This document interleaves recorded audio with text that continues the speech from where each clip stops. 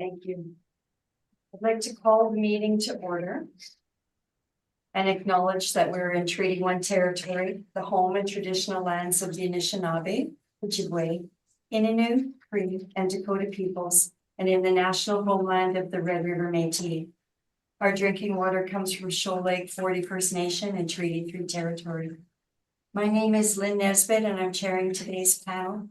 Joining me on the panel via Zoom are Gail Anderson and Diane Knight. Our assessor today is Clayton Deitchen, and our administrative personnel is Tristan Radine. To the Zoom participants of the hearing, please note you are placed in the waiting room until your property is called upon.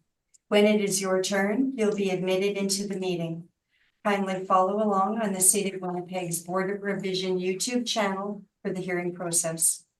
Once the host admits you into the hearing, please close or mute your YouTube player. You will then be permitted to speak with respect to your property. Once your hearing has concluded, you can leave the meeting.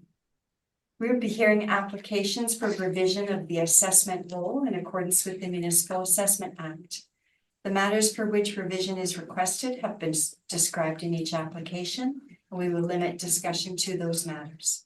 The statements that are made at this hearing are sworn testimony, and anyone speaking to the matter must be sworn in.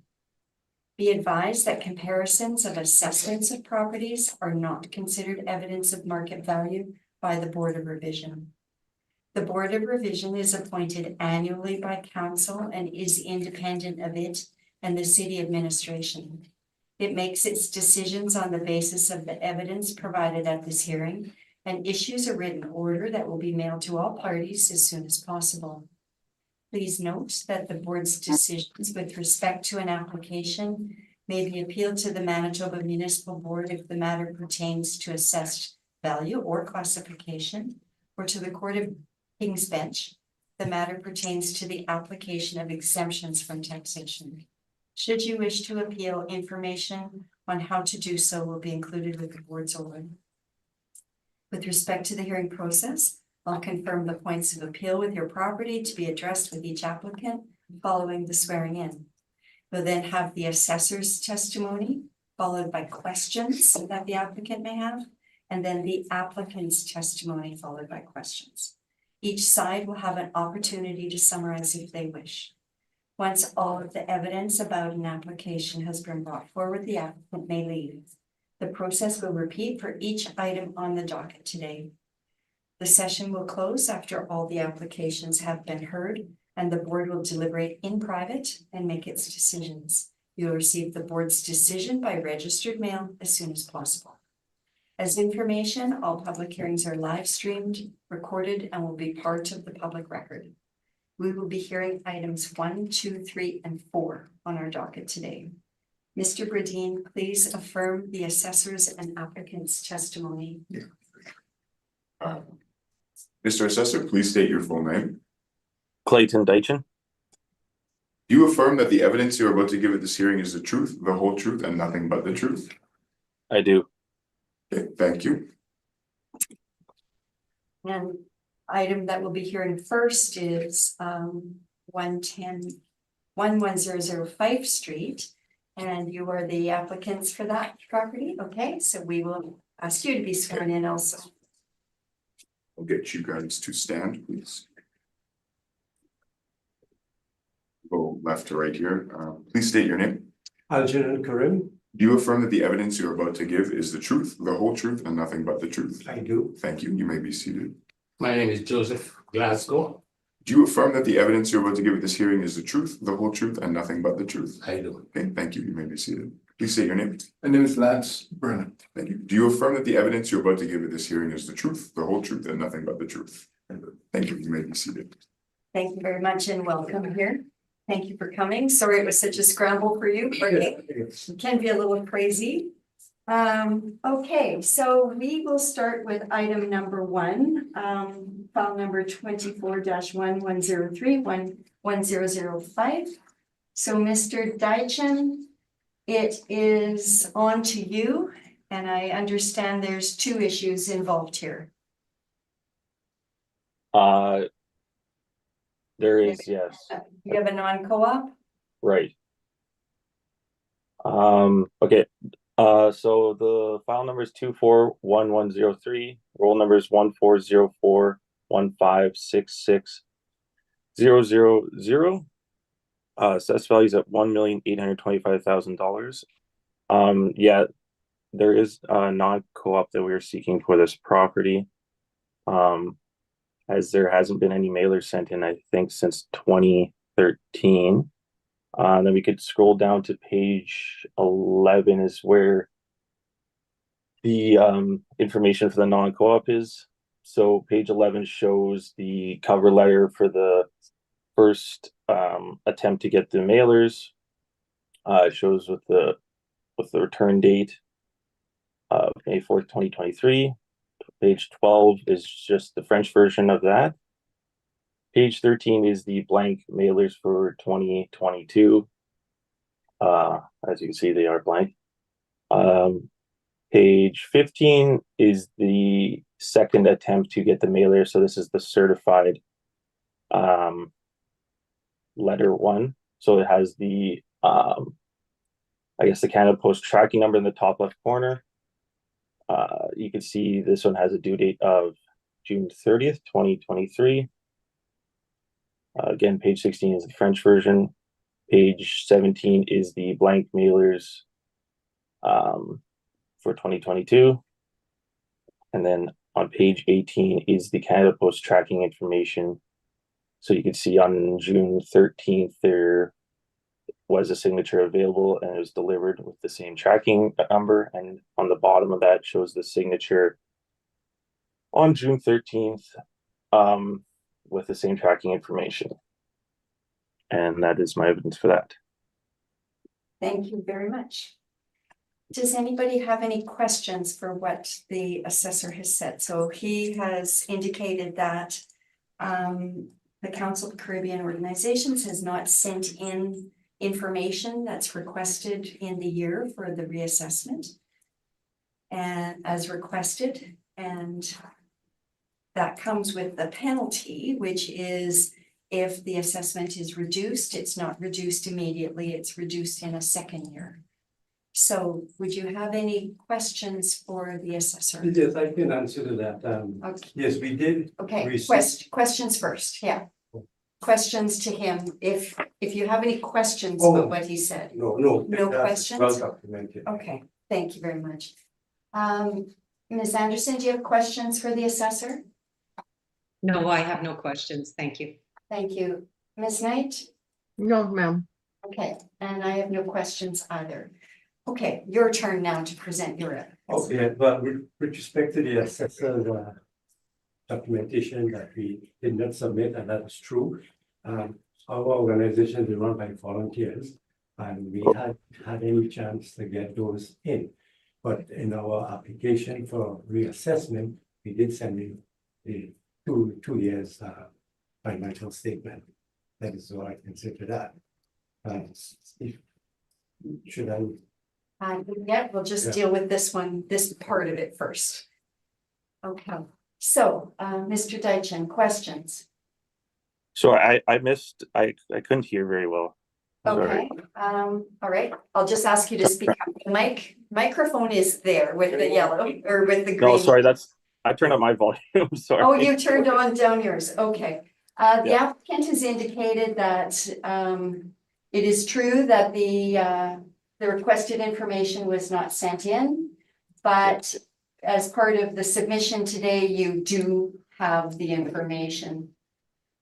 That's what was indicated. Oh, okay. I mean, yeah, I guess no questions regarding that then. No questions? Okay, Ms. Knight, No, ma'am. Ms. Anderson. I have no questions. Thank you. Okay, and I have no questions. So our first task as a panel will be to make a decision on the piece related to the non-cooperation.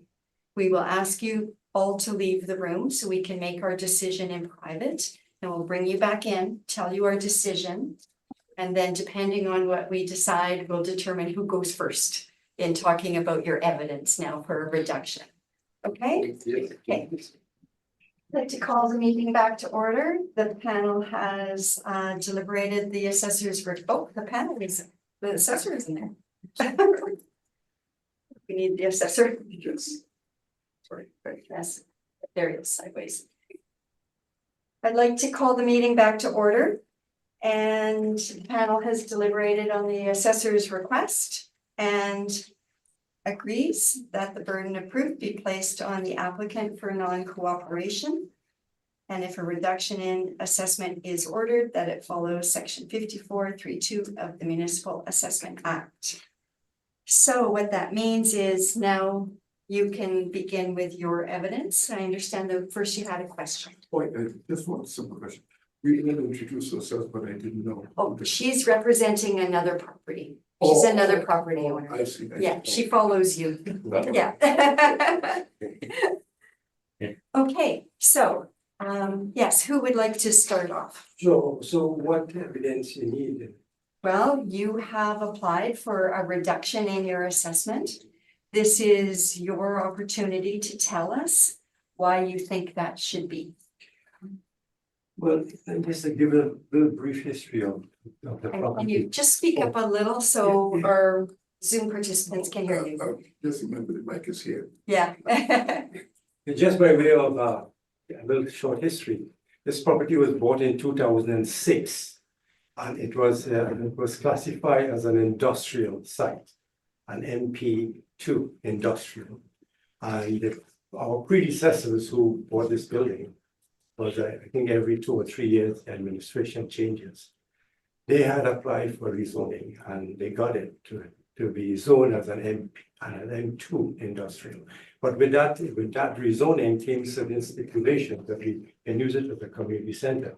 And there were things like we can have meetings there, we can have banquets, we can have a community center, an arts center, this kind of thing that relates to the community center. And the taxes were fine. As a result of rezoning, the taxes at that time was about 9,700.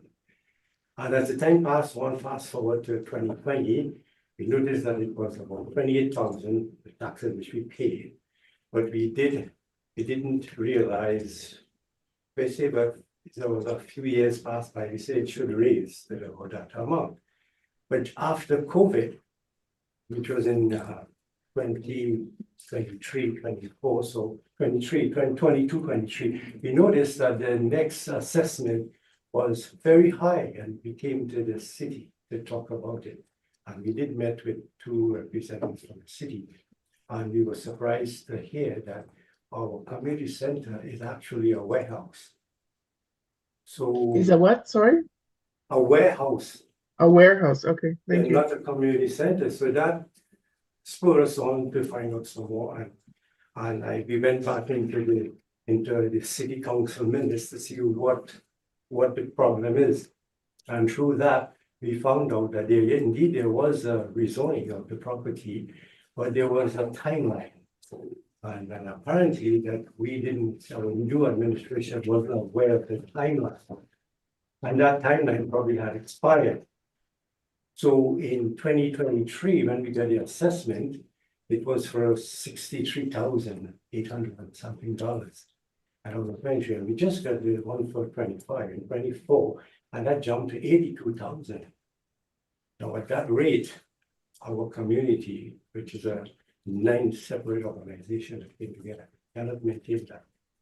The operating budget will be exceeding the operating budget. And if it continues like that, from 23 to 24, what we get is about a 70% increase on what it is. And if it continues like that for the next assessment, it will reach, if it continues the same trend, it will reach 100,000. Our budget that we saw in we sent in the annual statement is just about 100,000. So whatever we make has to pay all the taxes. We would not exist at a community center. Okay, anybody else have anything more to add? We use him, Ali is our spokesperson for the day, which is, support whatever. Okay. He's- Okay, thank you. Mr. Deitchen, do you have questions for the applicant? You're on mute, by the way. Thank you. I think like the last comments that were mentioned were regarding the taxes for the property. I'm not too sure if we're talking about taxes, but are you aware that this property has massive penalties, arrears, and possible tax sale, which is causing the high taxes, I guess? Like, I'm not sure if we're supposed to be talking about taxes in general, but It would be good to just raise them, Yeah. sure. yeah, there is, I guess, are you aware that this property has roughly $61,000 in penalties that is owed over the past few years? Yeah. Okay, go ahead. Yeah, it was, we got notice of twice for tax sale. One was in, I think, the end of 22, beginning of 23. And we went to the financer, the bank, and we explained the situation. And they said that they will pay the penalty. So they did pay that. But that didn't help us because the next year when was again put on sale this year, we had to pay a $35,000 $35,000 penalty, and the bank absorbed that again. So that's why we're here to get something done about taxation level that we're paying. Okay, and I just want to make sure you're aware that this forum does not deal with taxes. We deal with the assessment Yeah, of the mhm. property. So while that has an impact on your taxes, Yeah. we're not the body that decides how much taxes. That's the city of Winnipeg counts. So I just want to make sure you're aware of that. Mr. Deitchen, do you have any other questions or comments that would be helpful? Yes, sir. I guess it wasn't really spoken about much, but looking on page, oh boy, I'm not sure what page it is. There's no page numbers. There's a page lower down that shows the rental rates. I don't know why it doesn't show the page number. Oh, page 18, possibly. It shows the total rental rates, rental revenue of $85,000. So that would be there's tenants in the building renting out the space that isn't part of the 40S portion. Is that correct? So part of your property right now is exempted from taxes, from school taxes. Yes, right. Most of it actually is exempted from school taxes, but the assessor is asking, do you have a tenant in your building that also pays you rent? Yes, no, that can pay, right? Okay, did you hear that, Mr. Deitchen? Yes. Okay. I don't. I don't really know how it works because I haven't looked through or we haven't gone through my evidence, but I guess our assessment has a rental rate for the taxable portion at only $23,000. You're reporting $85,000 for the taxable portion. So would you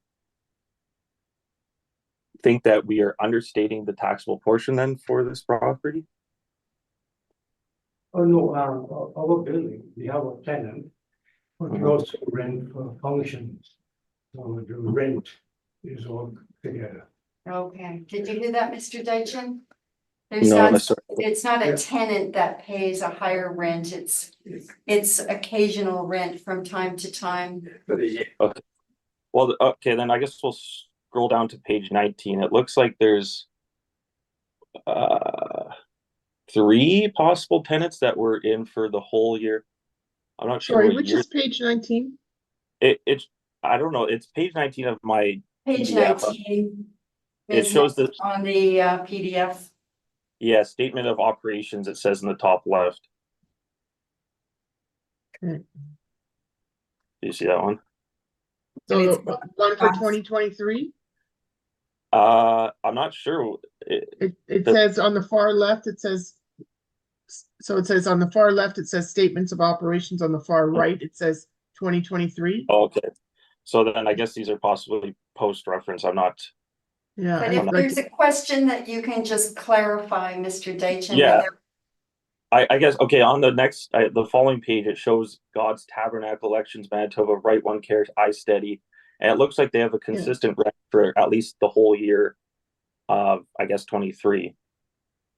So it doesn't seem like they're in and out. It looks like you had at least consistent tenants for that year. Is that correct? Yes, yes. Okay, so there is a rental income that's coming in for the whole year. I mean, yeah, I guess that's all my questions. Okay, Thanks. thank you. Ms. Anderson, do you have any questions? Yes, my question is, just to clarify then, there are permanent tenants in the building. God's Tabernacle is one of the permanent tenants. And then the hall rental is more casual that you were referring to. Am I accurate with that? Right. Okay, thank you. That's all my questions. Okay, Ms. Knight, What value are you asking for the property? what value would you like to see the property assessed at? I don't So know. I the don't city know. has it in two different portions, so if you could give it to me in the two different portions, that would be great. You're not sure? I'm not sure what we rely on this. It said, I know the last one I looked at, it says 1.8 million, the value. Mhm. And that's what we say, well, okay, let's go with that. We never had an official assessment of the property. Okay. Not sure, Ms. Knight. So if they're not sure what they're asking for, then why are we sitting here? Because there's been an application, Ms. Knight. Okay, I think. wouldn't we need a figure to know what they're asking for? No, not necessarily. Sure. Okay, go ahead. I think the reason why we here, why I came, I suppose actually, is because we don't know how the designation change has affected the value of the Okay, property. let's ask Mr. Deitchen that. When he presents his evidence, we'll ask him that Yeah, question. and that's what, and Okay. how does that impact the Okay. taxes? That's fair enough. Okay. I just when I look at this statement of operations, there's God's Tabernacle, and what is Right One Care? Oh, that's A Milson agency. Pardon me? A Milson agency. Okay. And iSteady, ISTEDY, yeah, computer. computer company, okay. Okay, thank you. I don't have any additional questions either, so Mr. Deitchen, if you could go through your evidence, please. Okay, sorry, I lost it. Oh, there it is. Okay, so again, this property is an office, is zoned M2, it looks like it's been zoned M2 for a while. It has two portions, so it's got a taxable portion at $335,000, a 40S portion at $1.49 million, brings the value to $1.825 million. It is one building built in 1987, 1-story high, with a leasable area of 9,800 square feet. Page 2 is just the overhead view of the subject property, along with page 3 is just a street view of the front of the property.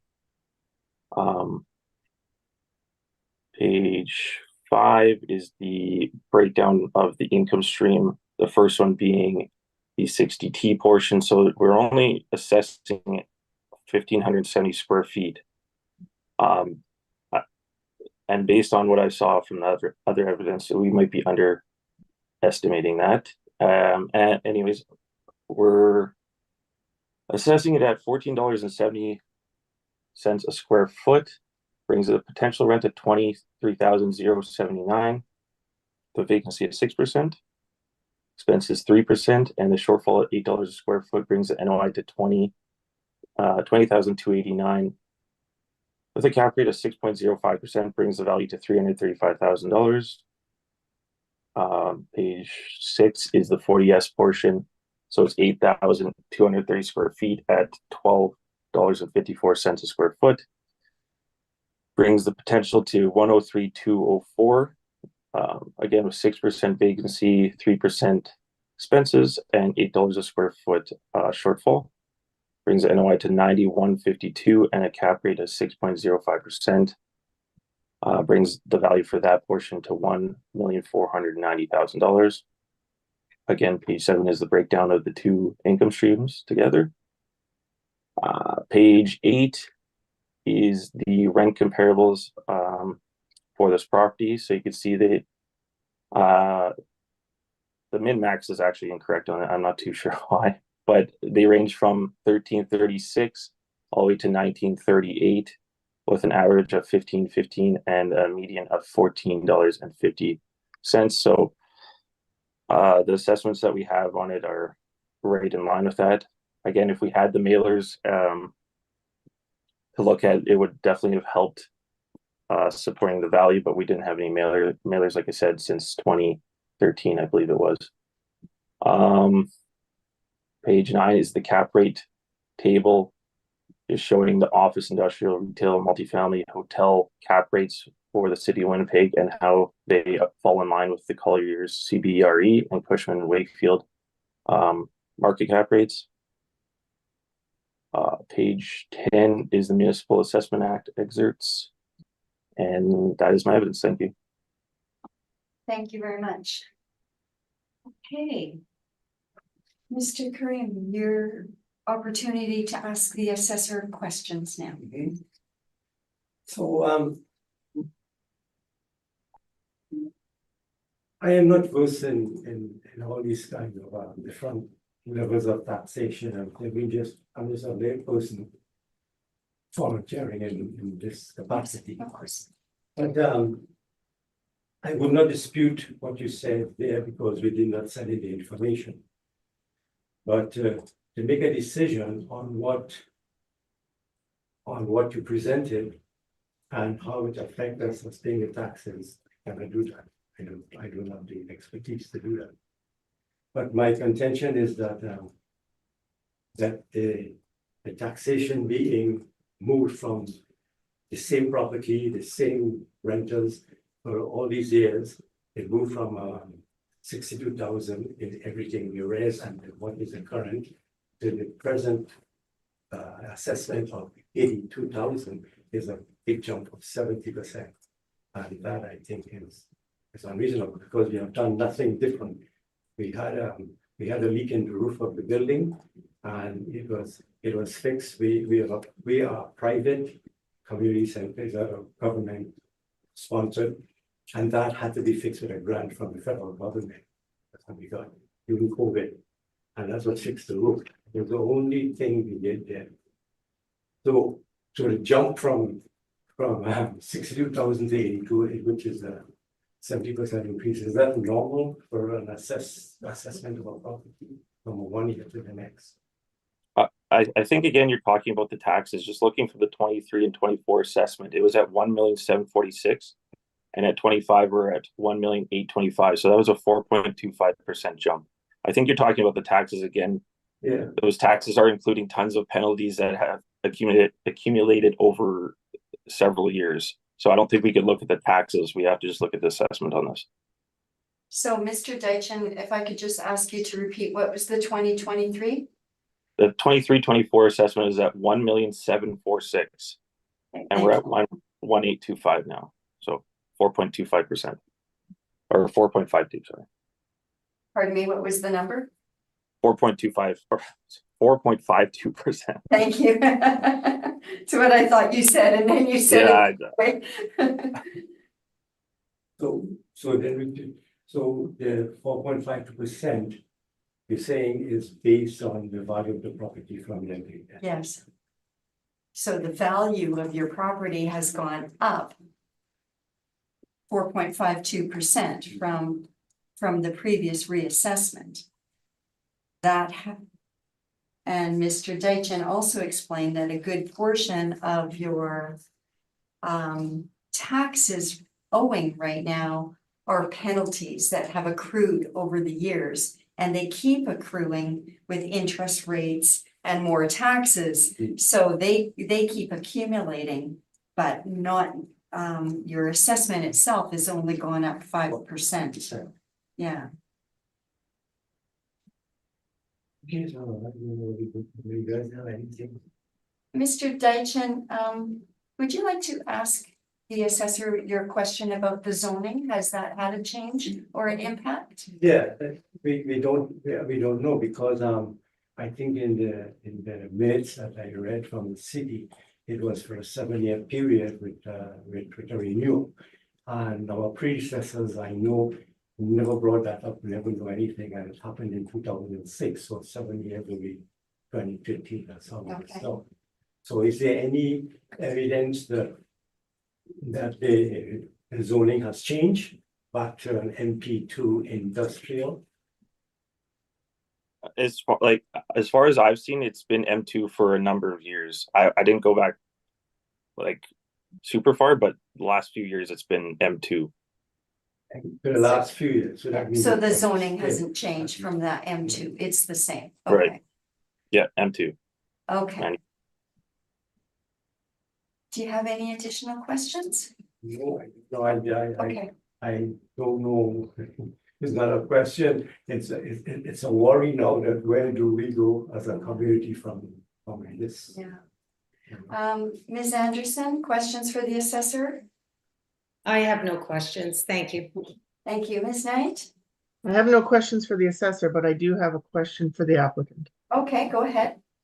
So, Mr. Applicant, what value do you think your property has? Not the tax portion that you're paying of 80-some odd thousand dollars, but what value do you think your property has? The city has said it's $1,825,000. I know when we bought it. For 600,000. And that means it's double in that time, you're saying.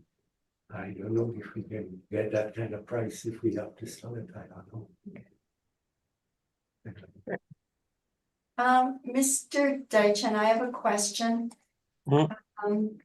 Okay, first of all, the applicant indicated earlier that he was surprised to find out this was a warehouse. Could you please describe why this is considered, or is it considered warehouse? It does not appear it's a warehouse, it's an office building. It's been classified as an office building. Yeah, Okay, an OFS office, yep. okay, thank you very much. Okay, I have no additional questions for you either, Mr. Deitchen.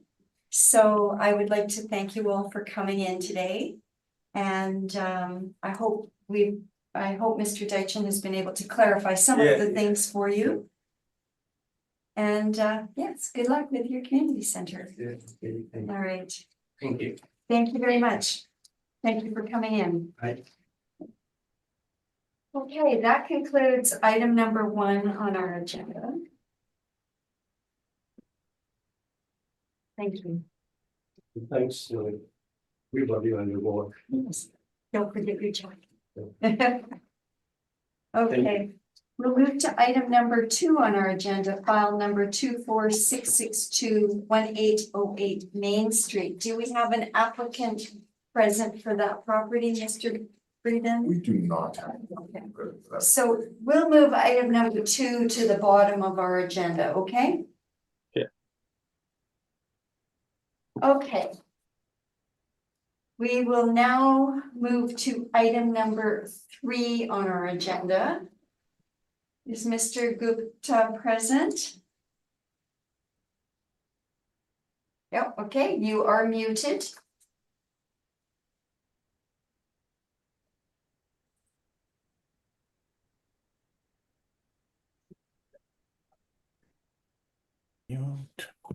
There we go. There we go, okay. Before we begin, we need to get you sworn in, okay? Okay,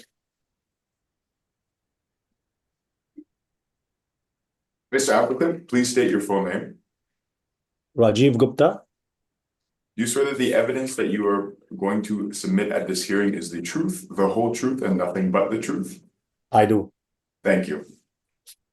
Thank you, and welcome, Mr. Gupta. So Thank first we will hear the assessor's evidence on this property and then you'll have an opportunity for questions. And then we'll hear your evidence, okay? Okay. So Mr. Deitchen, go ahead, please. Okay, so it's file number 24-1044. The roll number is 120-931-23000. The address is 250 Portage Avenue. The roll year is 2025. Assessed value is at $2,656,000. It is a 60T office property. It is one building, 2 stories high, built in 1965 with no effective year built. The gross floor area is at 21,711 with the leasable area being at 16,273. Page 2 shows the overhead view of the subject property, along with page 3 is just a street view of the subject as well. Page 4 is just some of the information, sales history for the property. Page 5 is the income stream breakdown. So there are multiple premises in the building. The total square footage being, or total leasable area being 16,273 with a potential rent of 188,879. There is a vacancy of 11% on this building. 3% are the expenses, and the shortfall is at $8 a square foot. Brings the net operating income to 148,739, and the cap rate being at 5.6%. Brings the value to $2,656,000. Page 6 is just the income value summary. And then on page 7 is the rent comparables for the subject property. So I tried to find some around the area, around the downtown area and such. The min-max is incorrect. I'm not sure why that happened, but the min being $14 and the max being $27.65, the average being $19.76, and the median being $19.31. And I tried to add in some larger ones just to show the overall like higher square footage if someone rented out the whole building, and then some smaller ones if it's just single tenants and stuff. But as you can see, the highest square footage are the lowest per square foot rates.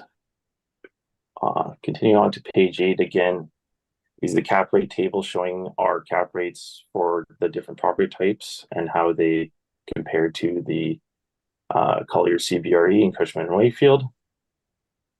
Page 9 is the Municipal Assessment Act excerpts. On page 10 is the mailers for the property, along with page 11. Page 12 is just a little sales listing from 2018 that I found online from October 2018. You can see on page 13, the asking price back then was at $3.5 million. And you can see on page 13 as well that I know the square footage just looking for it is kind of a contention for this property. So it is reported here that there's 2 levels at 1,474 square feet for lease. Along with on page 14, it shows that there's a 1,382 square feet leased. So with those two combined, it's about 15,856 total leasable area, which is close to what we have on file. There could be some rounding issues or something like that. And then continuing on, on page 14, it shows the reported square feet. And just some more information about the property. Page 15 is another sales listing from 2020 at $3.48 million. Again, it states the floor space at 21,711. Page 16 is just an excerpt photo from that listing. Along with page 17 18 and 19 and 20 are some interior photos from that listing. Page 21 is the 2020 lease listing from Realtor. So you can see that they were asking $19.90 monthly for this property, which would support our valuation. And then page 22 and 23 and 24 are just some interior photos. They may be renderings, I'm not too sure exactly, but those are from the listing. Oh, sorry, back up a little bit. I missed one thing.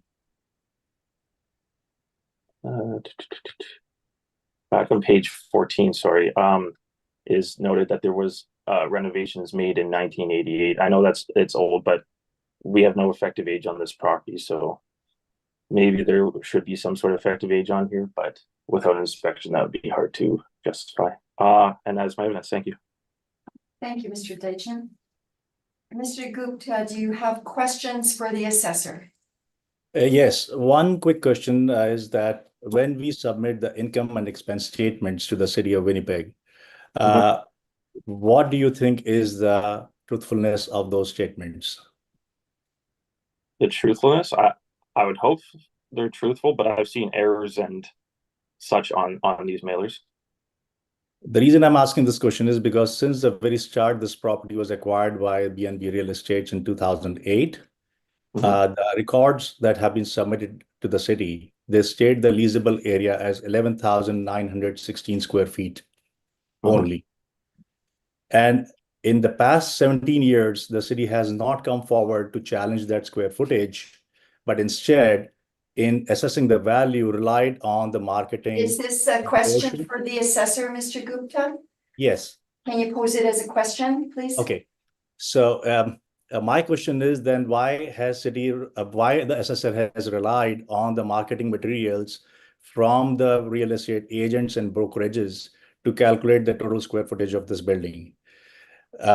Another thing to add is, another question is that in the basement area of 1,320 square foot that was assessed was done by the city. At the time, they were providing an occupancy permit, and the gentleman visiting the building measured the areas and everything. So my question is that when city has those measurements and must be there in their records, why the assessor is relying only on the marketing materials and not on the actual submissions that have been made to the city? So I missed the part about someone came by and checked the square footages? Yes, because when the occupancy certificate was applied for the basement area, the square footage were verified, and then the occupancy permit was given. So one, that the gentleman visited from the city of Winnipeg office. Two, that there have been submissions for past 18 years or 17 years that in the income and expense statements that the total leasable square foot area is not more than 11,916 square feet. So on what basis assessor has taken up the square foot area as 16,000 some odd square feet in their calculations? This would have been done when the building was added to the file, so it probably would have been done via the building plans. Unfortunately for the mailers, we can't rely on those mailers. Like someone could accidentally put in 100 square feet. We can't just rely on those mailers. I'm not too sure about the inspection. Do you know when that would have occurred? That was 2013. Okay. Coming back to the question, I would add something more here to say that even if did you go back to check in your records that submissions made by the assessors earlier? Because at one point of time, as I've mentioned on page 4, in 2015, the assessor submitted that the square footage of the property was 10,700 square foot, not 21,700. So on what basis assessor has relied now to believe the property is big enough for 21,000 square feet area to make the calculations? It's not 21,000. We're using a leasable area at 16,273 square feet. Okay. So we've already question. So why that from where has this 16,000 been arrived at? like I said, it would have been when the building was added, we would have used those square footages.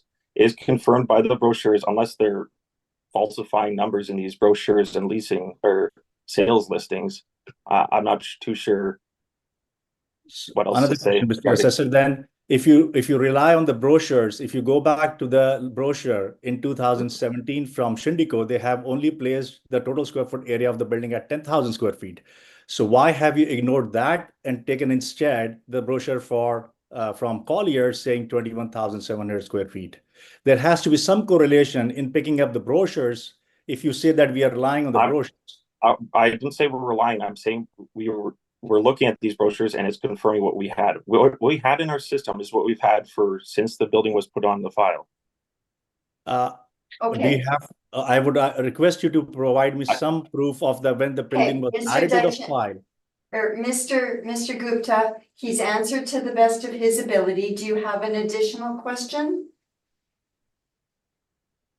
For leasable area, no, I don't have any other question, but I'll come to my another question.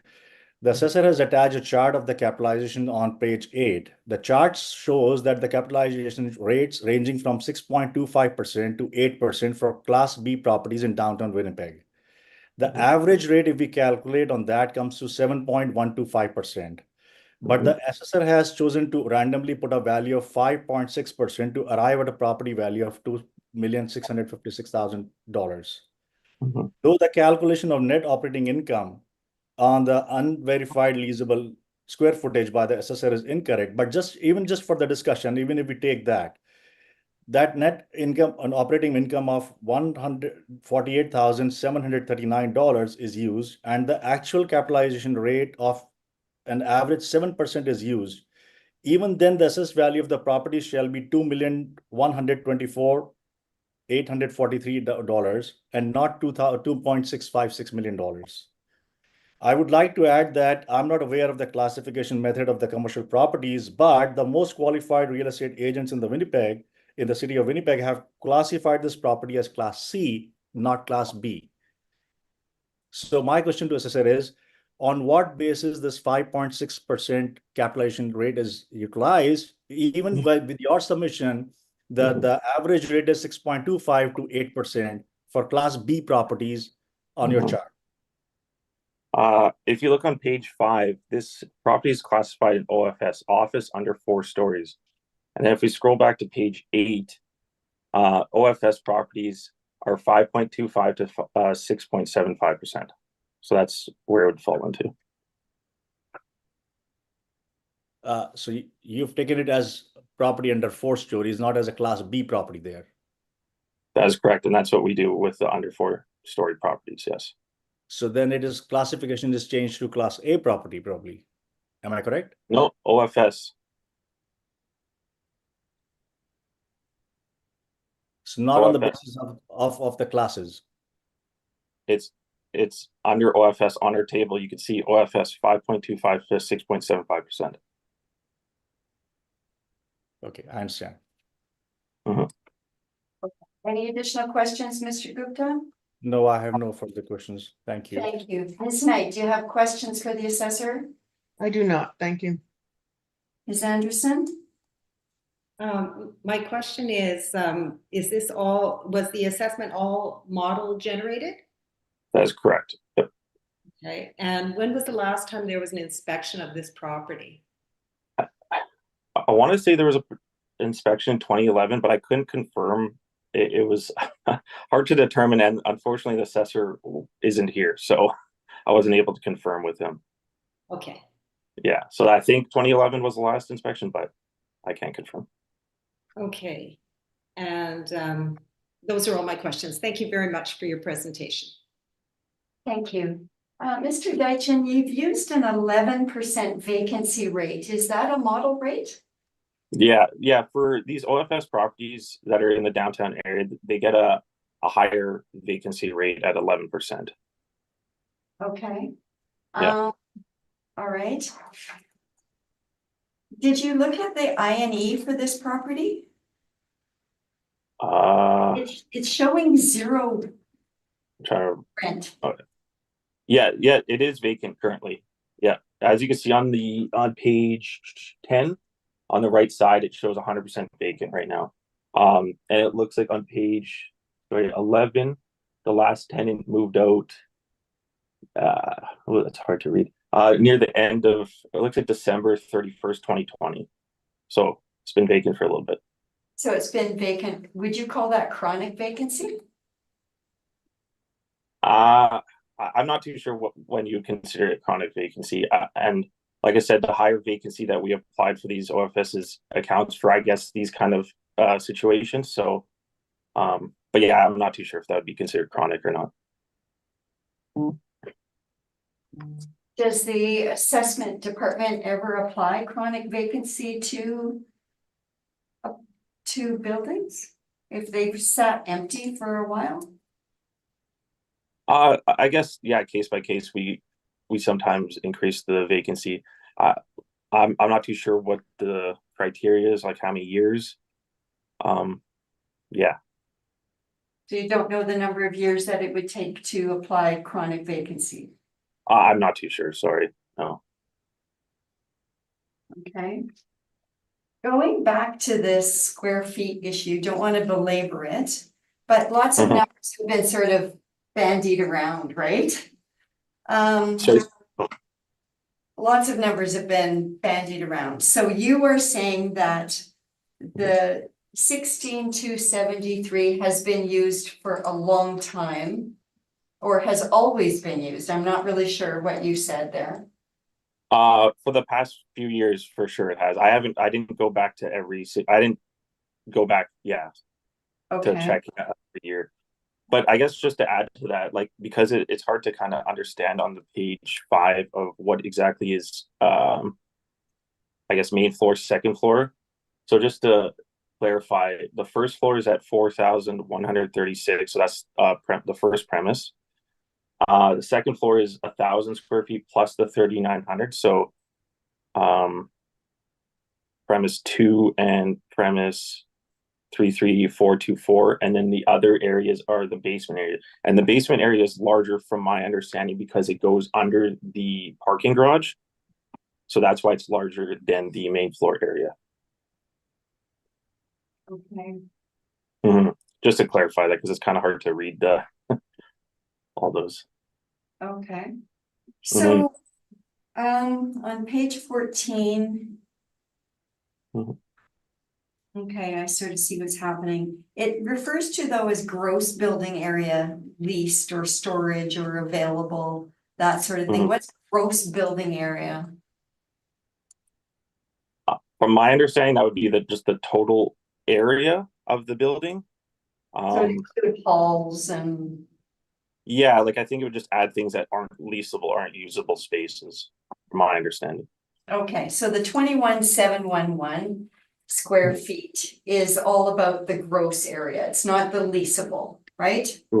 From my understanding, yes. Yep. Okay, and the 16,273 has been on record for some time with no changes. Correct. Okay. All right, then that's my questions. We will hear Mr. Gupta on his evidence, please. Mr. Gupta. Yes. If I may add, even if the submission from the assessor, when he says the ground floor area is 4,000 square feet approximately, and the second floor area is 4,000 square feet area. So I'm seeing here that with his own submission, the assessor wants to say that the leasable area in the basement is much larger, though it's a crawl space going under the land, which is the passing area for the parkade. And basements are generally not leasable areas, which is my understanding. I may be wrong. Assessor can correct me if I'm not. So even if with his own submission, assessor is saying that the basement area is more than 8,000 square feet, and it is much more leasable than the first floor and the second floor area. So I really don't understand the square foot area from where it is coming. We have been requesting an amendment to this for a number of years now, and the building has been vacant for over 8 years. So I do not know whether it goes into a chronic vacancy or not. If only the marketing materials are relied, this will not lead to any calculation which is actual. But if the actual numbers are verified about the square footage and what the rent rates are in downtown, what is the actual cap rate, I'm sure there can be an actual assessment of the property, which will be much lower than the numbers which are put in by the assessor at 2.656 million. The reality is, I do not know whether it makes relevance to this or not, but reality is today, to sell that property, nobody is even willing to pay $1.2 million on that property. Was that a question to me, or is this the evidence? No, is that, So- this was his presentation. Are you Oh. complete with your presentation now, Mr. Gupta, or? Yes. Okay, you did present a value that you thought it would be that you're requesting. Would you care to speak on that before we go any further? Yes, I would still say that the value, with all the calculations as presented by me in my submission, it should not be going more than $1.372 million. Okay, thank you. Mr. Deitchen. I guess just on those last comments, you said it's been vacant for 8 years, but looking at the mailers, there was a tenant to the end of 2020. So wouldn't that just be a couple years? 2 years? No, just to reply to your question, if you see that tenant, that is only a 5% in a basement for 1,300 square feet with a meager gross rent of $21,000. So that was the only tenant for 4 years. Before that, the building became vacant in 2016 when the tenant on the main floor ended the lease, and the second floor has been vacant since 2009. Mhm. Okay, so but it wasn't vacant then in 2020, correct? By 2020, only the tenant in the basement for 1,300 square foot area was there. Okay. I guess looking at my evidence, there was a lease listing for 1990. I've even seen in some notes that there was asking leases of $25 for main floor, $15 for second floor in 2018. Do you think it's possible that the asking rates were too high and that was the cause of the vacancy for all these years? I cannot comment because now I'm not a marketing person. The realtors come up with their own presentations and they want to market the way they want. That's why there's a shuffled hands between a lot of realtors in the past, but nobody has been able to deliver that. And which is there in your records as well. If you go back, there have been various realtors marketing the property at different rates to sell, even to lease. They have used their own models to say they can get that. But the fact of the matter is nobody has been able to get any tenants or to sell the property. So I do not know personally feel how reliable those numbers are, or they were only their marketing tricks to get something for the property, but nobody has performed on those numbers as of date. But I guess that's my point. We're looking at like say $20 asking price. Our model is only generating around $15 a square feet for these. So there's obviously a possible discrepancy there. Like maybe if you rented it for $15 a square feet, you would have tenants in here by now, correct? What you say makes sense, but the realtors have tried with an open hand from the owners to say you can get a deal at whatever price. But whatever is the nature of the building or the downtown per se, what we are seeing around, there are a lot of vacant buildings and there have not been any takers though at any price. And that's the reason I mentioned that even today, the realtor is trying to sell it at the lowest possible price, but there are no takers. The best possible is at $1.2 million. And I'm willing to present those names, people who are willing to buy at that price. Okay, well, I guess going to that point, then I've seen listings for 3.5 and 3.4 something. Have you tried to list it for less, like around the million, two, like you're claiming? That's a process which is going on now to list it at lower than that price, because obviously nothing has happened at those numbers which realtors have used in the past. Right. Okay.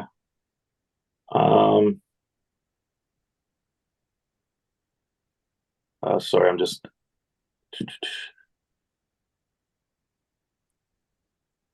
I guess my last question is, do you have any building plans or anything like that to confirm the areas that you're claiming for this property? Unfortunately not. If I had those plans, I would have submitted with my submission to clarify the thing. And that's why I made a request for the city to go ahead and make the measurements and come up with an actual thing, actual square footage, so that this issue of measurement or the total square foot or leasable area, we can quick behind us.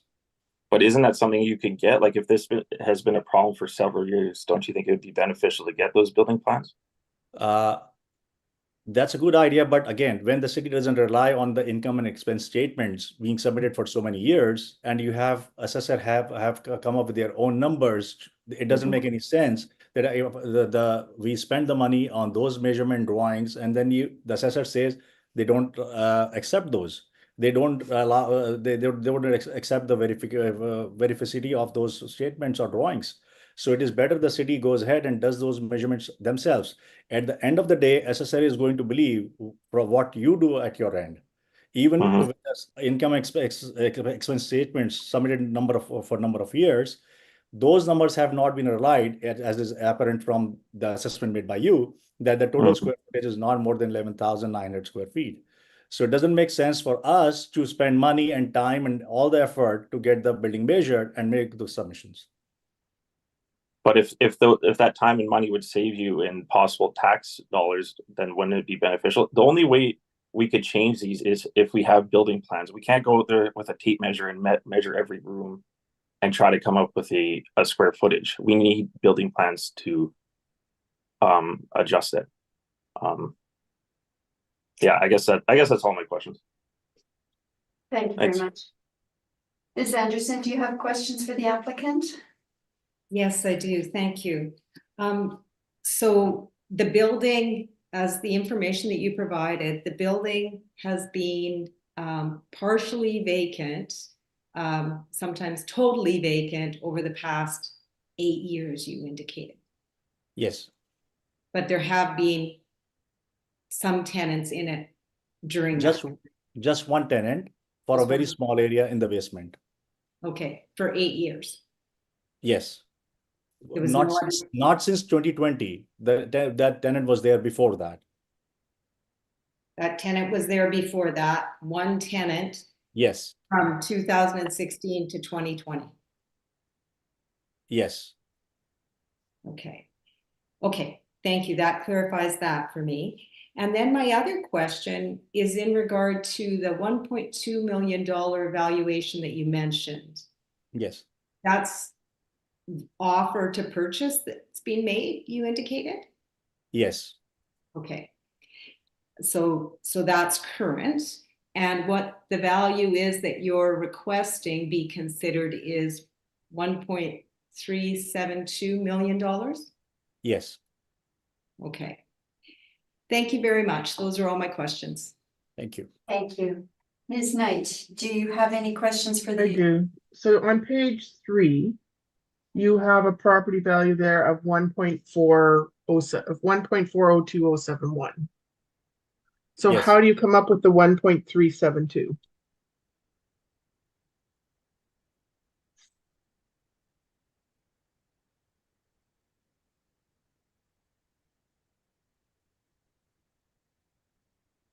Because I utilize a capitalization rate here at 7%, but then I round it off to 7.15% using that average, which I earlier mentioned.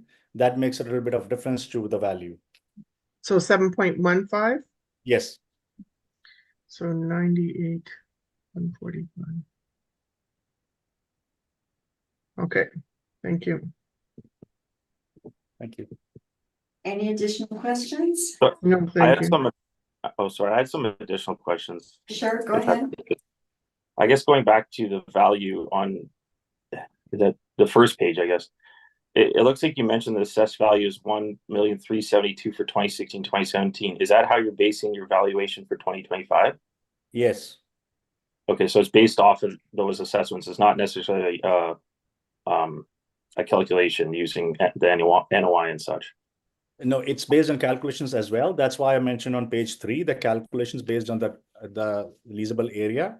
So it's correlated to that. Okay. And Okay, and the rental rate is calculated via, oh, the comparable on Donald Street, is that right? Yes. Okay, do you have the information showing these rental rates for Donald? In your This brief? is from the previous submissions made in the previous years by the assessor. They're not my numbers. If you go back in the last year, the Okay. assessment that was made, these are the numbers from that. Okay, so those rental rates could be outdated at this point then, correct?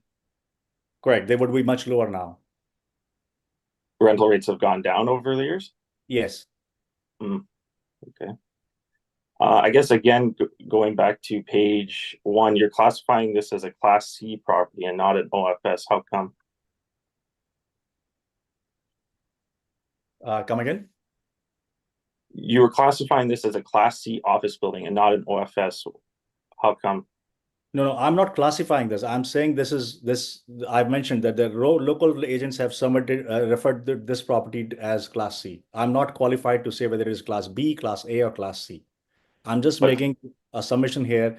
What realtors, the best of the realtors of the city have classified this property as. Do you have that information in your evidence?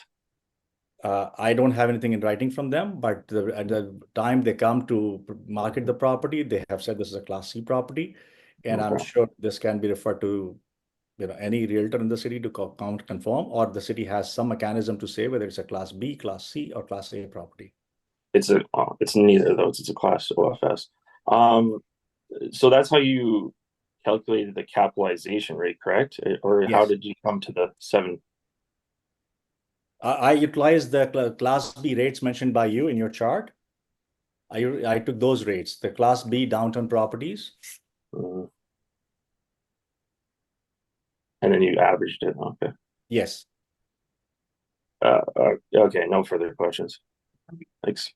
So I we got just a have- little out of order with questions with Mr. Deitchen asking 2 rounds, so let's try to keep all the Sorry. questions sort of Yeah. contained. So I'll ask Ms. Knight, because now she's got another question. Yeah, I do. So back on page 3, where you're saying more in line with the assessed value done at the last assessment by the municipal board at 1.372 for 2016, 2017. Yes. So you're saying that's the value that you're looking for, and there's been no increased value in that building, even though it's empty from 2016 till today, till 2023. Correct. I'm saying this should go lower, but just to keep in line with whatever has been assessed earlier, I'm just saying that at least it should be that $1.372 million and not 2.656, which is being done now. Great, thank you. Ms. Anderson? No, that was my question. Thank you. I have no additional questions. So then, summation, Mr. Deitchen? I guess just quickly, this is an OFS property. It's not an OFB, C, A, D, anything like that. It's an OFS, and that's what it should be classified as.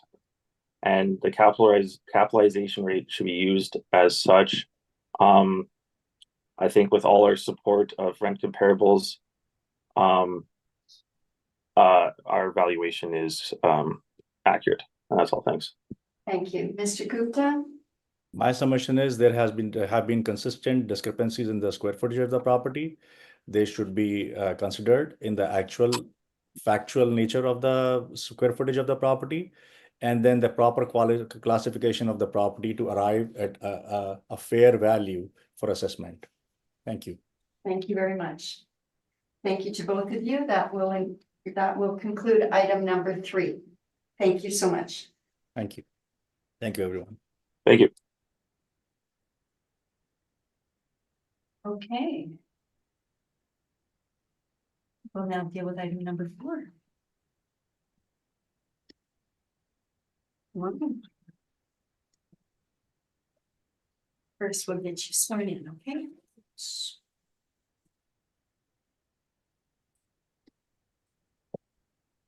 Ms. Abbott, please state your full name. Diane Shettleman. Do you swear that the evidence given in this hearing is the truth, the whole truth, and nothing but the truth? Yes, I do. Thank you. You may be seated.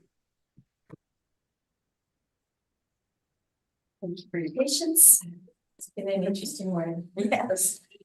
Okay, so item number 4, file number 24-737, 252 River Road. Mr. Deitchen. Okay, so it's file number 24737. The roll number is 12031838500. The address is 252 River. The roll year is 2025. Assessed value is at $1,481,000. It is a 60T office property. It's 2 buildings, 1 story high. Built in 1983 to 1987 with an effective year built of 87 to 95. The gross floor area is 6922 with the leasable area at 5,222 square feet. On page 2 is an overhead view along with the street view of the subject property. Page 3 is just the rear view and the parking lot pictures. Again, on page 4 is another exterior photo with the Google Maps just to show the location. Page 5 is the subject sale history. So you can see it sold in May 2019 for $1,650,000, which is a couple $100,000 more than what we have assessed for 2025. I'll speak about that a bit later as well. Page 6 is the market income breakdown here. So it's 60T OFS property at 5,222 square feet at a rental rate of $17.48, brings the potential rent to $91,281, with a vacancy of 6%. Expenses 3%, shortfalls at $8 per square foot, brings the NOI to $80,723. With a cap rate of 5.45%, brings the value to $1,481,000. Again, page 7 is the income value summary. Page 8 is the rent comparables for the property. So you can see that they range from $13 to $13.50 to $27.65. With varying sizes because it was hard to find around the 5,000, so I kind of went to both ends of the spectrum on that one. But you can see the average is 1914 with the median at 1931. And again, tried to keep it within the area. Continuing on, again, is the cap rate table. So you can see the office cap rates and how they stack up against all your CBRE and Cushman & Wakefield. Page 10 is the Municipal Assessment Act excerpts. Page 11 is the mailers, start of the mailers. Page 12 as well. You can see on the bottom of page 12 is the income statement breakdown. So actually included, it doesn't say it, but included in the revenue is parking, which we do not have included. But with that parking included, they're at 92,000. We're at 91,000 for potential rent. Our NOI is at 80,000, and their total NOI for 2022 is 87,349. So we're below that NOI. Again, the page 13 is the rent roll for this property. You can see there's the one tenant in there. Page 14 is the mailers continued. And then page 15 and 16 is the sales mailer that was returned to us. You can see the sale price at $1,650,000. Sorry, and you can see it's sort of hard to read. But line 3, is this an sale in arm's length open market transaction? Yes. You can see it's some of the other information of the sale. And then page 16 is the sales mailer as well. This isn't necessarily how we would derive a cap rate, but if we were going to use a sale price with the NOI provided for 2022, we would generally probably do a 3-year stabilization up to the sale date. So the NOI would probably be slightly lower, but the NOI at 87,349 with the sale price of $1.65 million would bring the cap rate to 5.29%. So our cap rate at 5.35 is practically, or 5.45% is practically bang on. And that's my evidence. Thank you. Thank you very much. Gentlemen, questions for the assessor? Sure.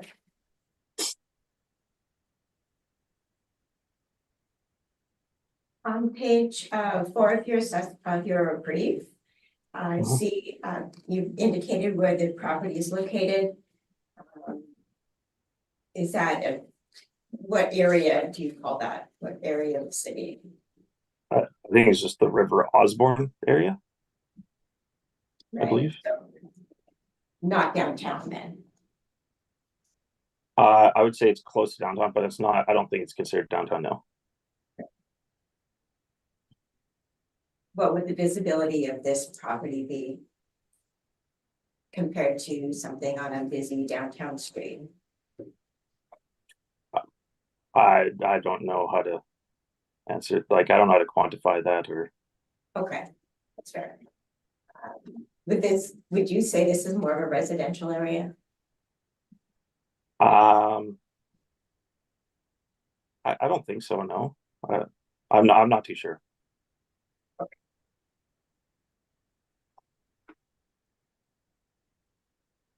On page 5, you refer to the sale. Mhm.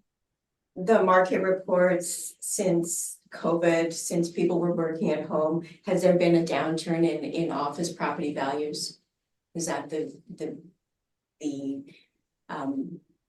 what's happened to office properties? Would you agree that that's the situation since COVID, since people are working at home? I'm not too sure. I don't have the information for that. All right, so you haven't seen any of the reports in the papers or in any of the real estate market materials that are available out there? Not specifically, no.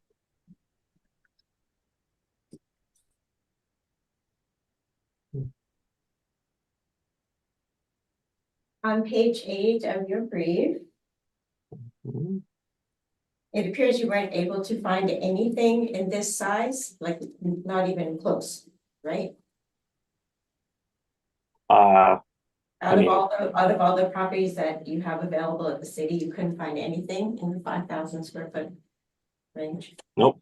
I would have had it in there if I had some, but usually it's quite hard to find the exact size and area and such. Right, well, okay, exact size, yeah, of course. Okay. Would you say, let's see, would you say that maybe 1, 2, the first 1, 2, 3, and the 5th properties are in downtown of your comparables there? Would those be in downtown? I believe so, yes. Would you even agree that they're in the central business district, like the real meaty downtown? Where there's lots of this central business district, you know what that means? Do you know what that area is in Winnipeg? Not specifically, no. So if there is a law office at 387, if there's a law office, which I believe this is your comp, 387 Broadway is a law office. If there was a law office at 387 Broadway and the courthouse was pretty much kitty corner, would that be a benefit for that law office? Potentially. Would that increase the rent maybe for a lawyer going into that type of building versus a building in a residential area in Osborne Village? It could. I'm not too sure. Would you say that your comparable at 5 Donald will be the closest to the subject? Like practically walking distance to the subject? I'm not too sure the exact distances, but I would say that one along with Osborne and the Corden ones would be the closer ones. Okay. And the rent on that one is $13.50. For Donald, yeah, it's $13.50. Yep. And actually, the size of that one is probably the closest to the subject as well. Of all your. Yeah, probably the closest. Yep.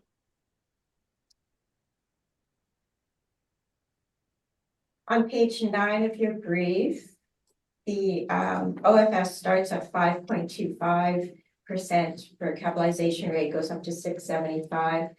5.25 would be probably one of the best office properties. It's got the lowest cap rate. Not necessarily. There's a lot of other things that factor into it, size, location and such. And we're not saying 5.25 is the lowest. There's some lower than that even. Right, but in the 20th to 80, which must be a primed range, because that's what the city uses in their capitalization rate table. That must be the range that the model probably looks at the most. Mhm. Because that's the range that's on this table. Right, but I'm just saying like the higher end, the better ones are lower than that. Yeah, I don't know. Oh, yeah, no, I'm sure. Okay. Yeah.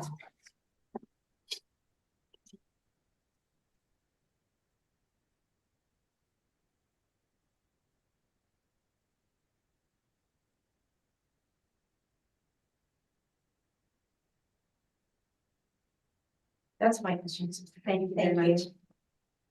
Ms. Anderson, do you have questions for the assessor?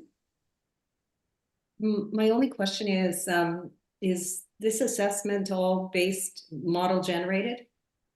That's correct. Okay, thank you. That's all my questions. Thank you, Ms. Knight. No, I'm fine, thank you. Thank you. Mr. Deitchen, just out of curiosity, you indicated this is a 2-story or a 2-building property?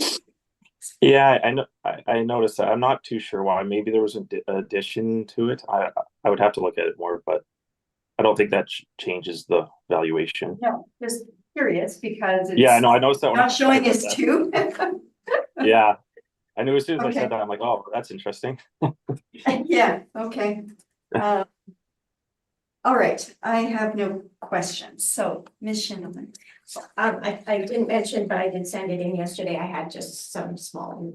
Okay, we'll get to your rebuttal after your main presentation. Okay, thanks very much.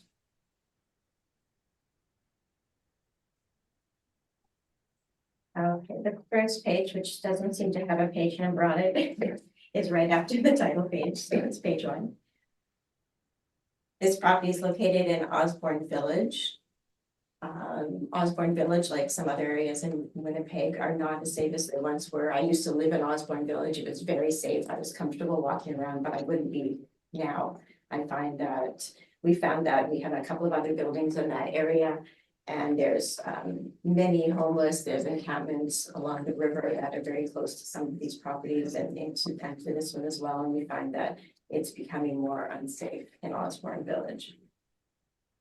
Office space has been, the value of office space has gone down significantly since the pandemic. We found that in Winnipeg and in most cities across Canada. Employees are choosing to still work at home, and the offices, many offices are, you know, the vacancy is much higher. That's not a problem at this particular property as far as vacancy, but the values of office properties have gone down because of the tenants work there, employees working at home, offices are downsizing, and the values of offices have gone down. Page 2 is the workup of my brief. The $13 rent is the rent that's being paid plus parking is $92,057. I've used the assessment department vacancy at 6% and shortfall at 8% and non-recoverable at 3%. We've used a cap rate of 6.75. This building is wood frame, which is also affects the value. It's not a concrete building, wood frame. It's actually was built with used lumber. It was kind of an environmental thing at the time. It was a restaurant. This is a renovated restaurant. This was not an office property originally. It was renovated into an office property from a restaurant. For these reasons, and because of the pandemic and the office values have all gone down, we've used a cap rate of 6.75 for the office.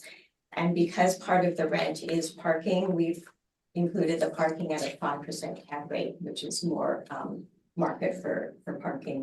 We arrive at a value of $1,321,000. Page 3 are some comparables. I've selected comparables that were close in size with rents around the reference time. I've not selected anything in the downtown area because I believe that is a benefit to a lawyer's office. And so I've picked areas of Portage Avenue and Main Street and McPhillips that are less than a downtown type office. I also found some things on Donald, which would be closest to the subject, so that's why I select those ones. These rents range from, like I said, about $10 to, the number is 15, but this is a second floor rent and a gross rent. So that's why it's not actually 15, it's a gross rent. And same with the one on 22 McPhillips. It's a gross rent, so that you would have to take the operating costs out of that, which would bring it down to about a $10 rent. So these rents are from about $10 to 14 for a property right across from the HSC hospital, which is a cancer care building. So that would be reason why that is a higher rent as well, because it's a perfect location for across from the hospital.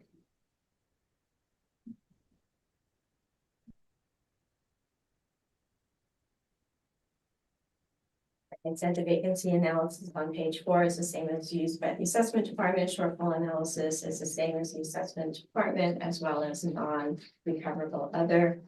Capitalization rate.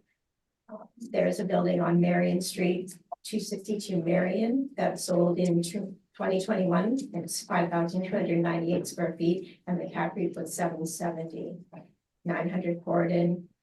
Again, this is not an appropriate size, but it was a cap rate I could find, and it was 7% sold in 2020. So page 5 is a picture of the building on Marion that was sold. Same size as the building, the subject building. It looks like it's brick outside. The finishes would be nicer than the subject building. At the time, this property was listed at $890,000, and that's $167 per square foot. Our valuation is at $252 per square foot, so it's much higher than even this comparable. The comparable on page 6 for cap rate is 900 Gordon. Again, a nice little building. I guess what I'm trying to get at is that the valuation at $1,321,000 and $252 per square foot, we have to look at the reasonableness to get to a value that's used by the assessment department, which is, I believe, 200 and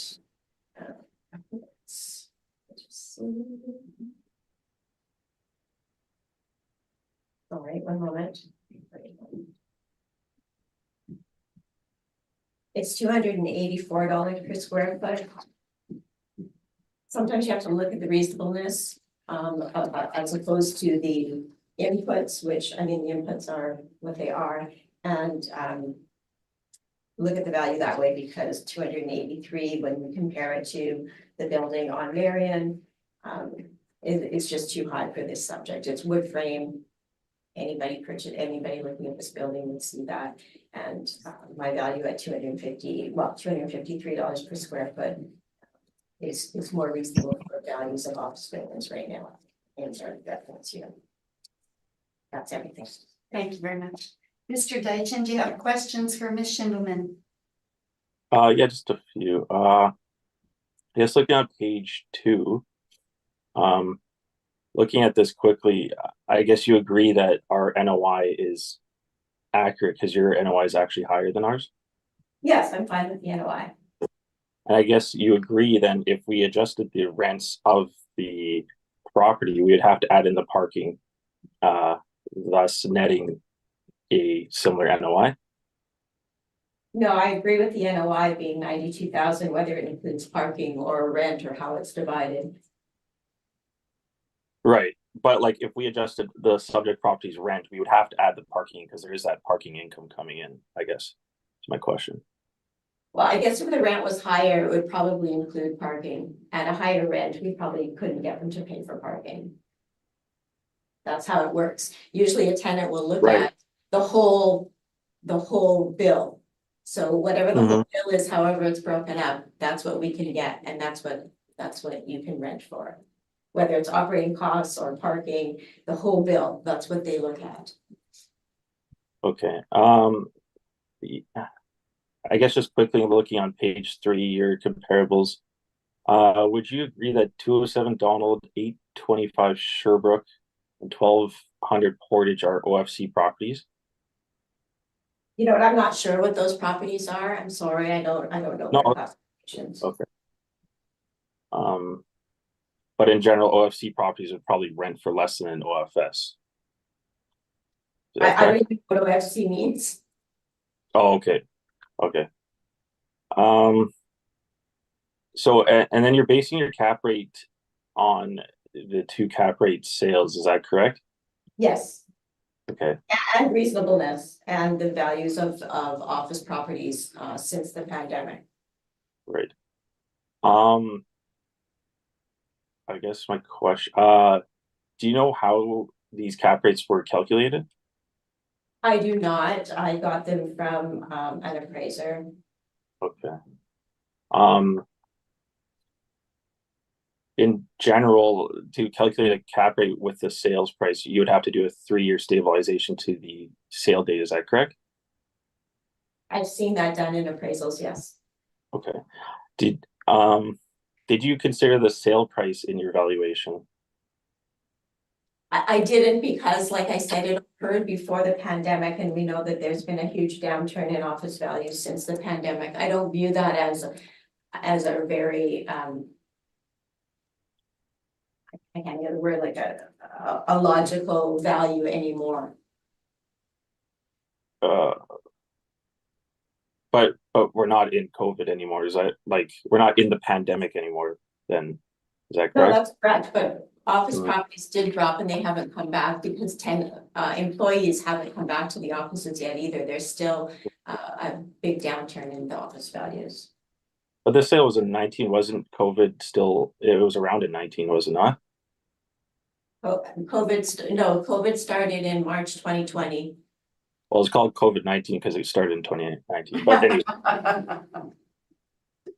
Started in China in 19, but not in Canada. Oh, okay. I guess just My daughter's school was shut down on March 17th, 2020. okay. I guess I know you aren't using the sale, but does it make sense if we use the sale price with your NOI, that would generate a cap rate of 4.9%? Does that sound correct? Say it again, I'm sorry. If we use the sale price with your NOI, that would generate a cap rate of 4.94%. Does that sound accurate? That sounds accurate. I didn't figure it out. Okay, I think that's all my questions. Thank you very much. Ms. Knight, do you have questions? I do not. Thank you. Ms. Anderson? I do not have any questions either. Thank you. Okay. You know what? I do have one question, but it's actually for the assessment Okay, people. we'll, you know, Okay. we're dealing with questions for Ms. Schindelman right now. Yeah, so, I know. Okay.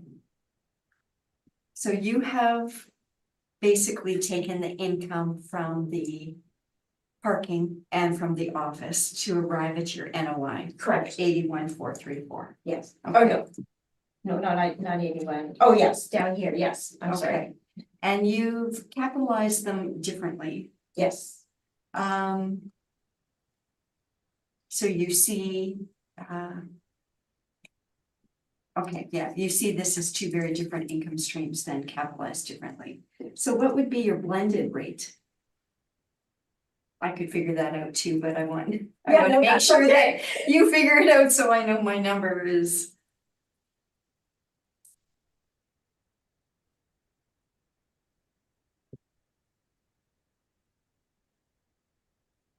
I guess 6.16. 6.16.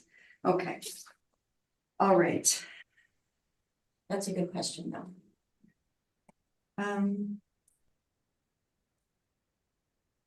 Okay, I have no additional questions either. So you indicated you had rebuttal evidence. Yeah, I sort of touched on it and We need to just give us a minute to make sure we have that. Yeah, it's in your book. Okay, I have rebuttal as well. okay, you will follow Ms. Schindelman. Oh, yes. Applicant rebuttal. All right, Ms. Schindelman, everybody have the rebuttal? Oh, yeah. Okay, go ahead. Ms. Okay. Oh, sorry. Assessor. I don't know if I yes, do. Yeah. okay, you'll receive it in a second. Okay.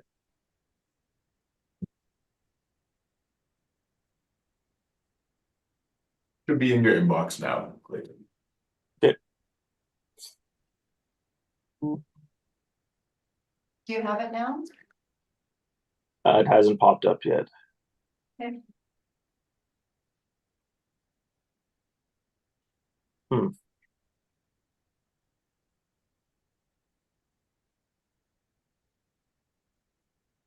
Oh, there it is.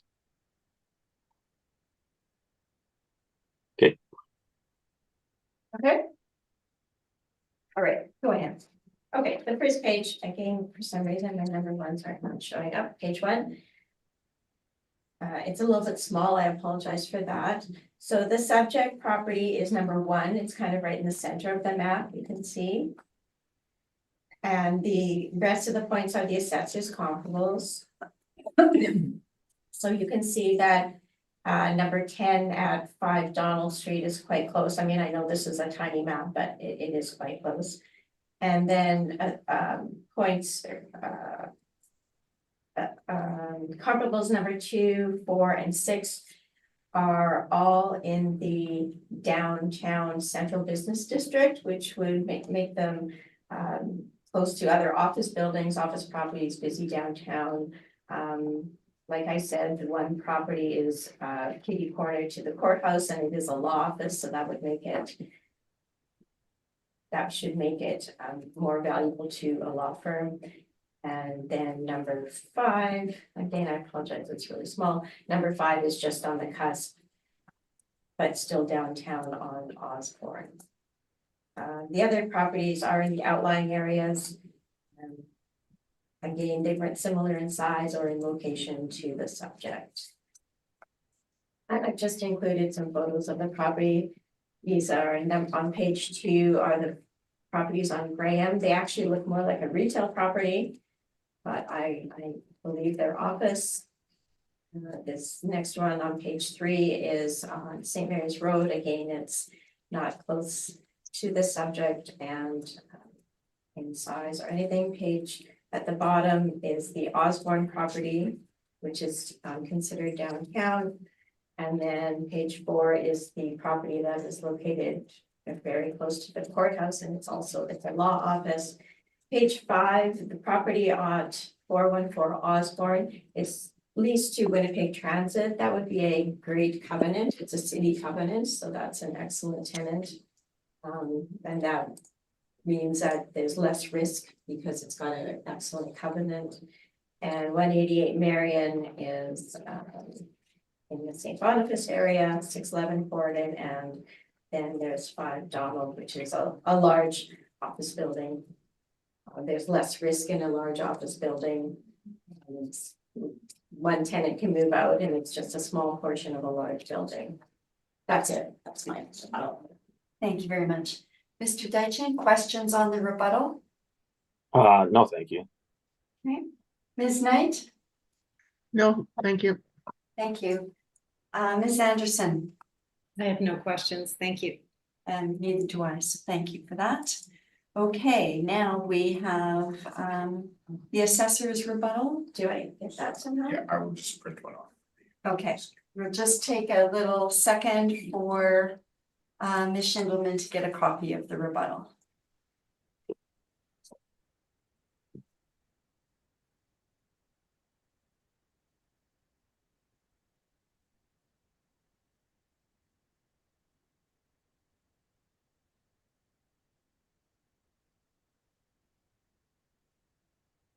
Check the corrections, that's right.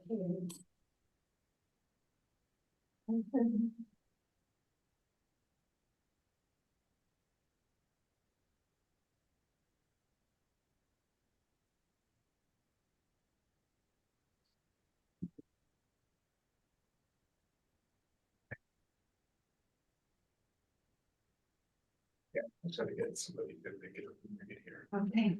Yeah.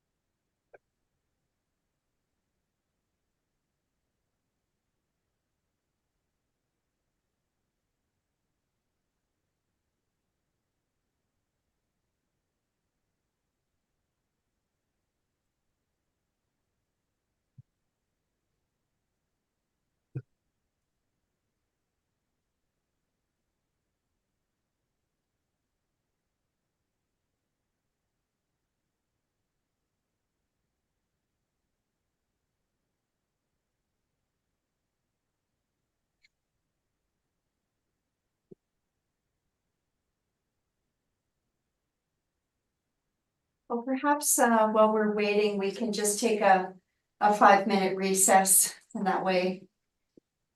Sure. We'll just give it a few minutes, just waiting for the rebuttal evidence to print for Ms. Schindelman.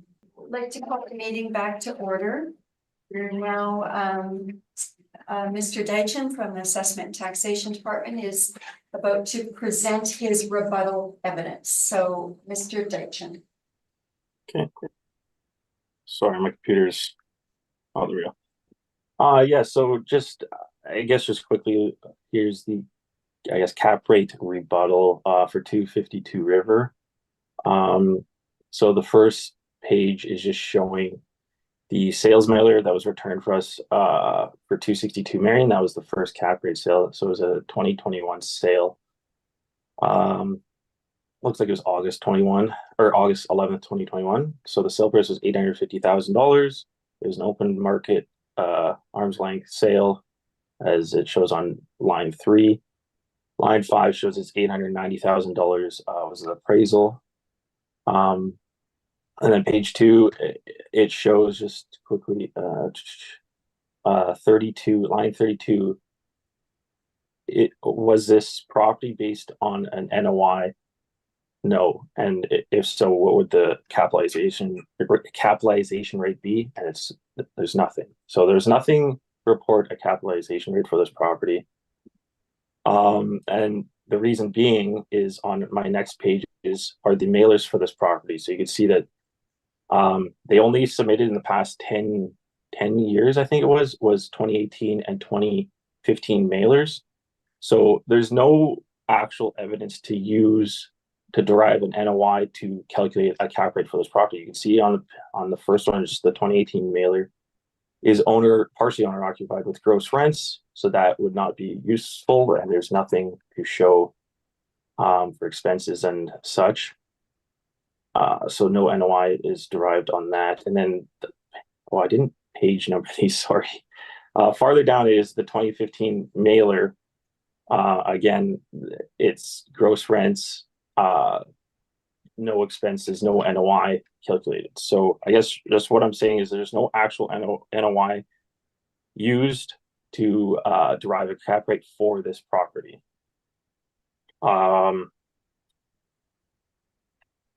Sorry, yeah, I wish I numbered these pages. A little further down, it says 900 quarter, and then it shows the sales mailer for this property. I guess it's page 11 on the PDF. So yeah, again, here it's a 2020 sale, July 13th, 2020. Sale price is $490,000. Again, it's an arm's length sale. It was appraised at $525,000, as it shows on line 5. And then again, on the next page, it shows, was this purchase price based on an NOI, and was there cap rate derived? No. And again, this is evident in the mailers. You can see on the following page, they are gross rents with just the rent income, no expenses or NOI shown. And then a little further down on page 16 of the PDF, it looks like there's a statement of operations. You'd see the 2020, I guess I'm not too sure how this was calculated, but they reported a net income loss of $620. So again, that is not useful. The following page is the 2020 mailer. Again, same stuff, gross rents, next to no information on there. And yeah, and that is my cap rate rebuttal. Thank you very much, Mr. Deitchen. Ms. Schindlerman, questions on the rebuttal? No, yeah, maybe one. Do you know how big the property is on 262 Marion? I'm not too sure. I have it in my brief, but I don't see it on this. Yeah, I'm not too sure. Okay.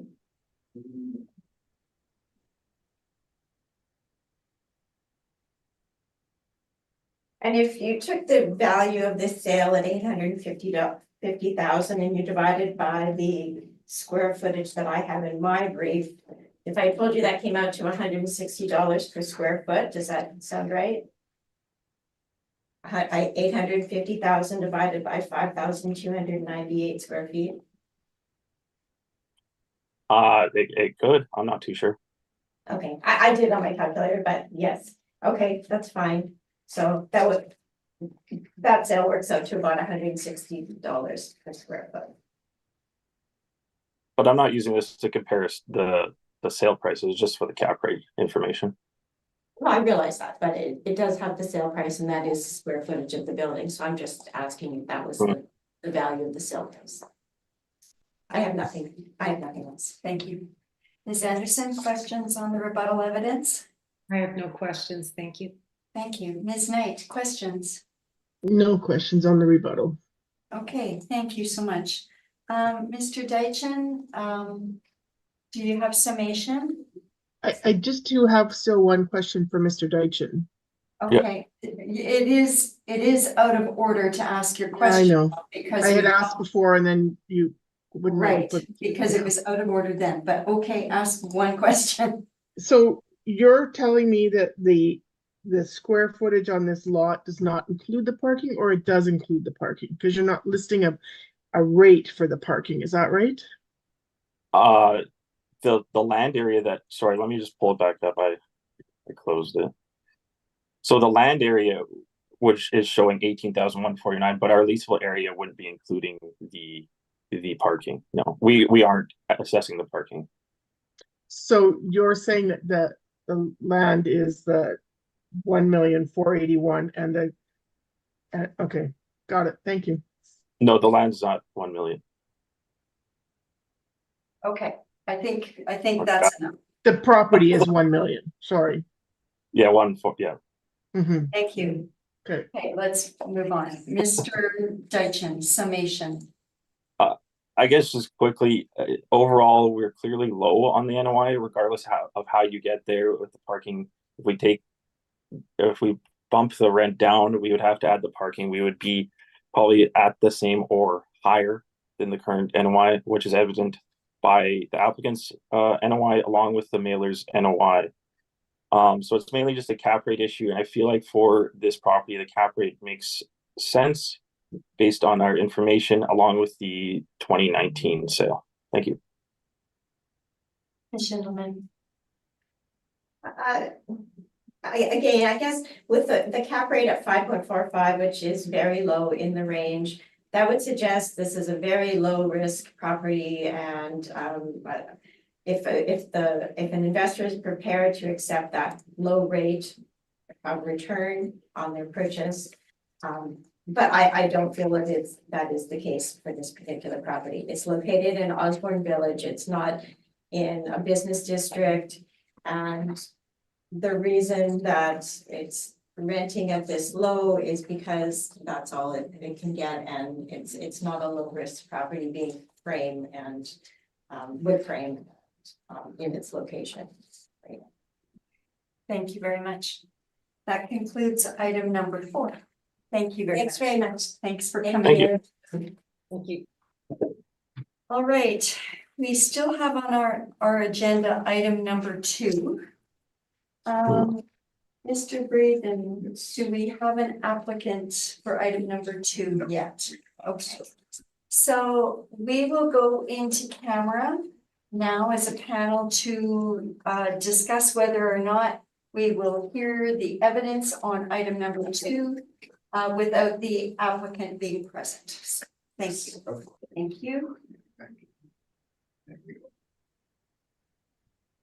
Steve Ernst. Yeah, should be there. Okay, Mr. Deitchen, the panel has made a decision that we will hear the evidence on file number 24-662 without the applicant being present. So if you are ready to proceed, then item number 2. And you are muted, just.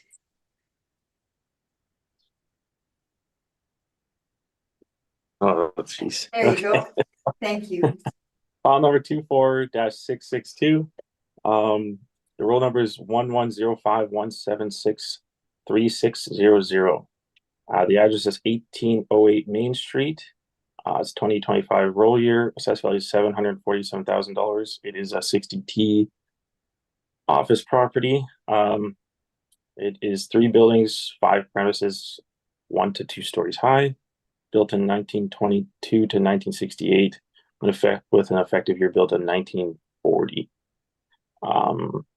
The gross floor area is at 5,723, with the leasable area at 4,989. Page 2 is just the overhead view with a front view of the subject property.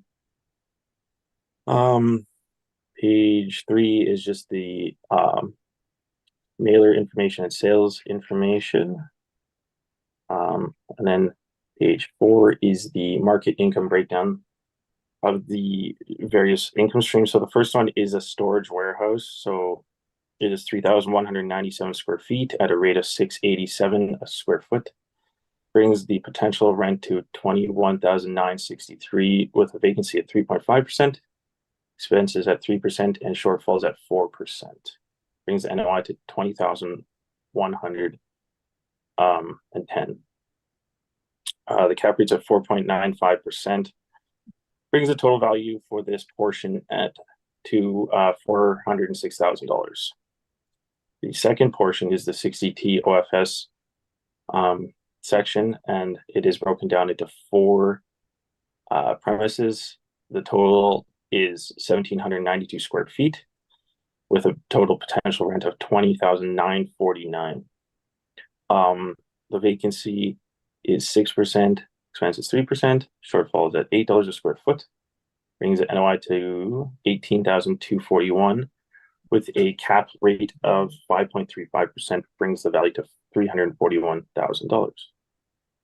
On page 6 is the income value summary, so you could see the totals for the two streams added up.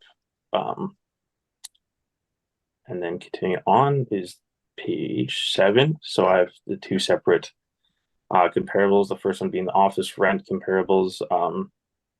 You can see it ranges from $13.24 to $20 a square foot. Most of which being on Main Street and Henderson. So Main Street being right next door. Some of these at 1790 Main Street, and then just down the street at 2512 Main and 2536 Main. Yeah, similar square footage for these comparable sale or comparable rents. The average being 1602 and the median being 1475.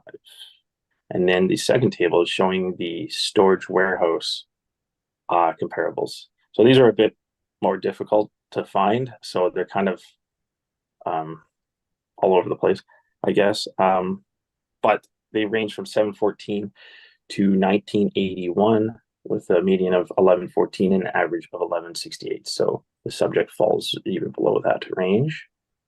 Again, page 8 is the cap rate table. Page 9 is the Municipal Assessment Act excerpts. And then page 10 is the mailers. So there is one that looks like it's a net lease. I forgot to calculate that. So they're at $800 a month times 12 is 9,600 divided by 525 square feet brings you to $18.25 a square foot for that. So that's much higher than any of the rents that we have for this building. Again, in page 11 is the continuing on mailer for 2022, I believe. I'm not sure why it was out of order, but so that's the mailer that was provided, and you can see the information there. And that is my evidence. Thank you. Thank you very much. Ms. Knight, do you have questions for the assessor? No, thank you. Thank you. Ms. Anderson? I have no questions. Thank you for your presentation. Thank you. And I have no questions either. So thank you very much, Mr. Deitchen. And with that, concludes item number 2. Thank you. So, and with that, we have heard all items scheduled and this hearing is now adjourned. Thank you very much. Thank you. Have a good day. Thank you. Thank you.